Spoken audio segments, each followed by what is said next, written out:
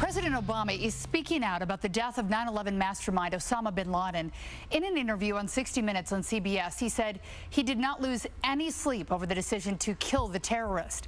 Last week, Navy SEALs stormed bin Laden's compound in Pakistan and shot him. Then the SEALs seized documents, electronics, and a whole lot more in what's being called the largest intelligence ever gathered on a terrorist. The president just spoke about this key decision and the mission. One of the great successes of this operation was that we were able to keep this thing secret. And it's a testimony to how seriously everybody took this operation and the understanding that any leak could end up not only compromising the mission, but killing some of the guys that we were sending in there. Now, the president says the week after bin Laden's death was the most satisfying of his presidency. Stepping back nearly 10 years, you remember the days after the September 11th attacks, we all became hyper-focused on family and friendships and really what matters most to us.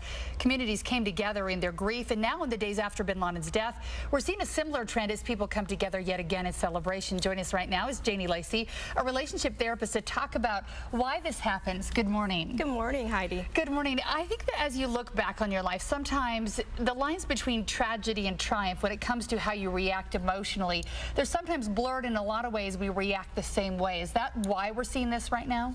Whether it's the national tragedy that brings the United States together as we did in 9/11, or there's personal tragedies, we stop and we really just have a standstill in life, and we look at what's going on in our life and really reevaluate some of the things that have either happened or just really look at what we have and start appreciating that.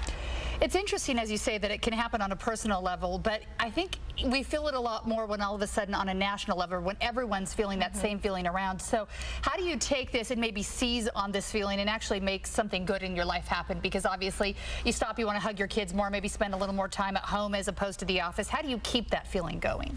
You're right. It does bring a sense of community, and one of the ways that we can keep that feeling going is by really stopping and looking at what's important in our life. And many of us have these busy lives, we're running around, and we don't even take a moment to really stop and appreciate our kids, appreciate our spouses, and appreciate the people that are in our life. So if we really reevaluate and look at the people that are been there for us and that we're all going through this together, and reevaluate what's important and start spending more time together, start telling people how we feel about them, and really making our relationships the priority, which will bring us more closer together. So when we do in the future again go through a storm, we've already had that foundation that's been a part of our lives so that we're better able to be a community when things happen.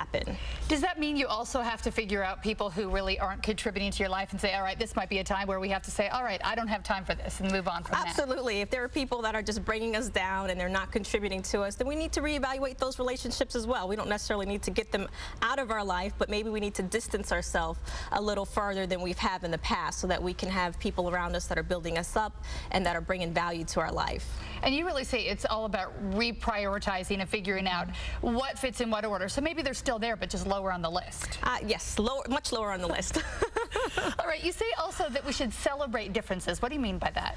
A lot of times when things are just business as usual in our lives, we can nitpick, we can pick on those small things, but when tragedies happen, such as a national tragedy at 9/11 that brings us together, that makes us reevaluate and refocus, we can also now look at our relationships and you know, stop sweating the small stuff. And when we stop sweating the small stuff, then some of the conflict gets removed from our life, and then that brings us closer together, which creates more intimacy in our relationships.